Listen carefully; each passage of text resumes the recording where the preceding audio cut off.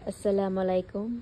For today, we are going to show you how to make Buzzer's IoT-based security light system. In scenario, 8-buzzer IoT-based home security light system allows her to remotely control home lighting for safety. The system uses ESP8266 and Blink to manage 6 LEDs arranged in 3 pairs and motion sensor triggers the lights when someone approaches, increasing home security and awareness.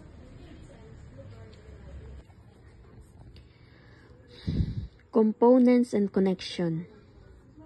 The system uses an ESP8266 Node MCU or Wemos D1 Mini.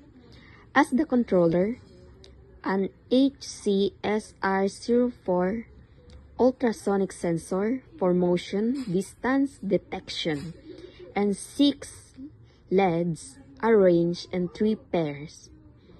The HCSR04 BCC is connected to V5, VIN, GND to GND, Trig to D1, and Echo to D2 through a voltage divider to protect the ESP8266 3.3 volt logic.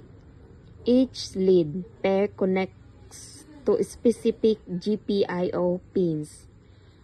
Pair A, DO-D5, Pair B, D6, D7, Pair C, D3, D4, via 220, 33 resistor with all cathodes tied to GND.